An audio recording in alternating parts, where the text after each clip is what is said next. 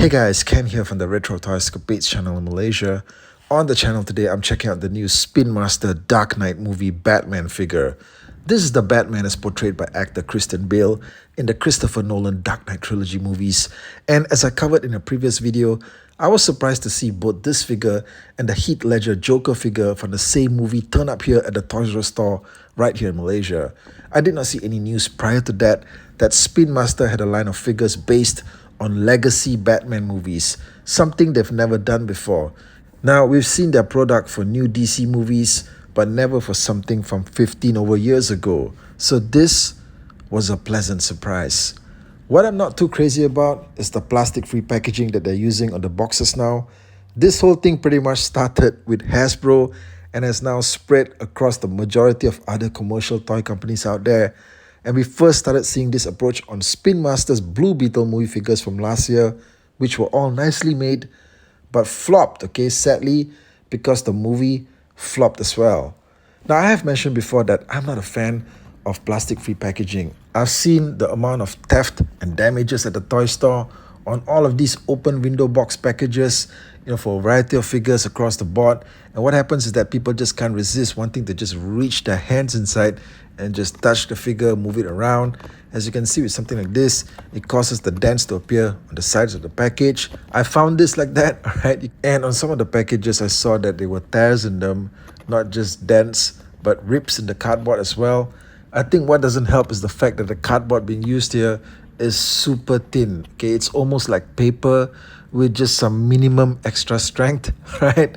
This is the worst kind of cardboard you can use to package an action figure like this. And I think that this is all part of a cost-cutting measure that's going on across the board.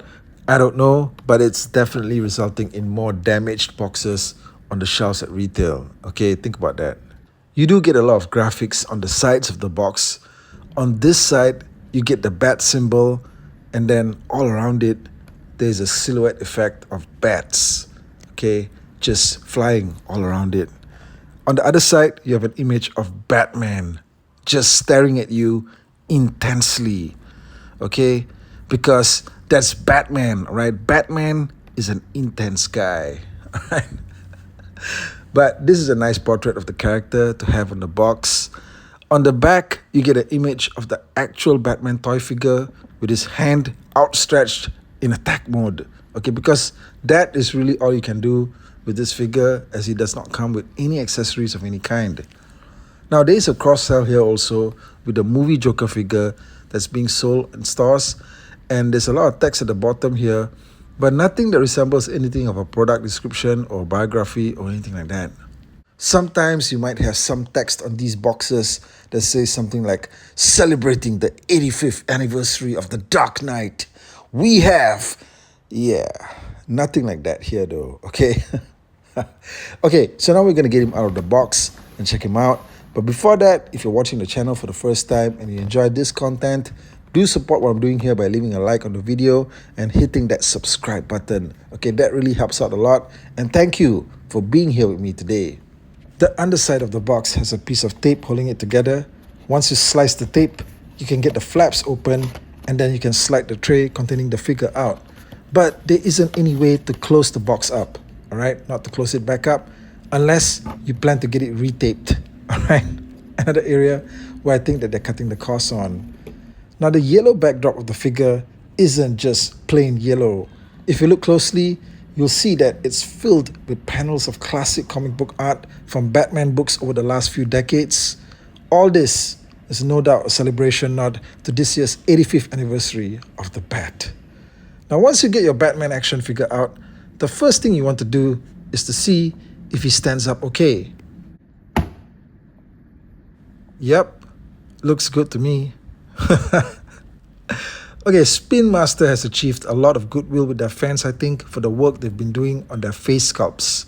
The accuracy to the likeness of the actor has been really good in a lot of their releases, and at times, as with their Keaton figure from last year's Flash movie, the sculpting has been even better than McFarlane's work.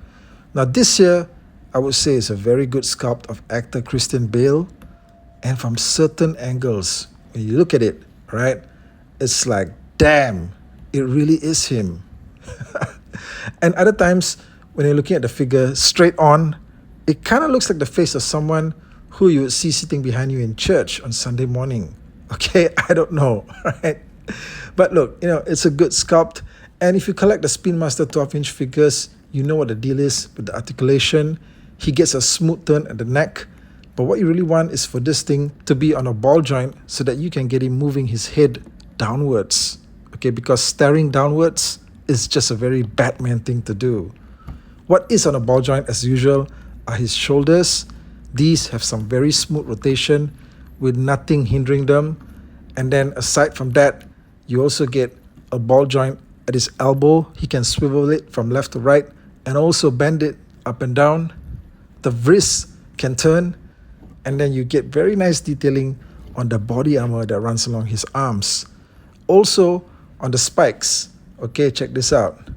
Besides Batman's mind, these spikes are practically the only weapons the figure comes with, and they have captured the look of these very well. There is a lot of detailing on the body armor, and this stands out very well too, even with all of the black paint apps. Now, we first saw this suit in 2005's Batman Begins, and that was the first movie in which they wanted to go with a very realistic look for the costume. And part of that also included not having a big yellow circle on his chest with the bat symbol in the middle of it. So the bat symbol is now more closely integrated into the armor, but you do see it there. Thankfully, there is some color here. The gold utility belt definitely offers some contrast to the very dark paint apps, and I really do like how this turned out.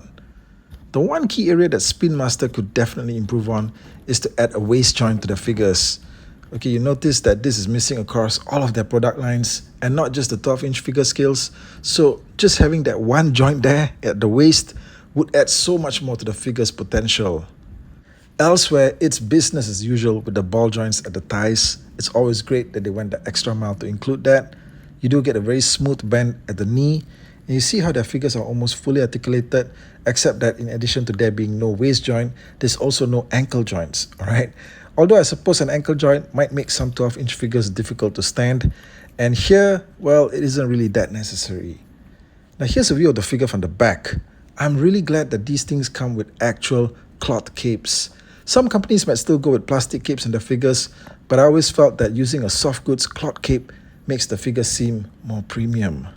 The body armor on the back has a lot of detailing as well, running all the way down to his legs. I'm happy that they didn't just leave this section bare with just flat paint. They still went all the way and pumped the details in. Okay, don't ask me what I'm doing here, but you can somehow get him into some sort of a crouching, kneeling pose. Although, it's a pretty rough one, but it is something pretty close to it, okay?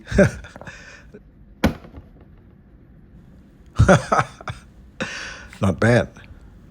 Okay, I wanted to get this comparison shot here with him and the Michael Keaton Batman figure from last year's Flash movie. Now, this was the figure that made me realize that Spin Master was just serious about getting really good actor likenesses onto their 12-inch figures. This rendition is fantastic. I hope to see more coming from them. Okay, hopefully we get the 12-inch scale Val Kilmer and George Clooney figures as well. What do you guys think about that? Now guys, okay, that's the review. Thank you so much for sticking around to watch it. Let me know what you think about it in the comment section below. Let me know what you think of these new Spin Master Dark Knight movie figures. What else would you like to see from them for Batman's 85th anniversary? Hit me up in the comments, and I'll catch you guys again real soon with more content. Take care out there.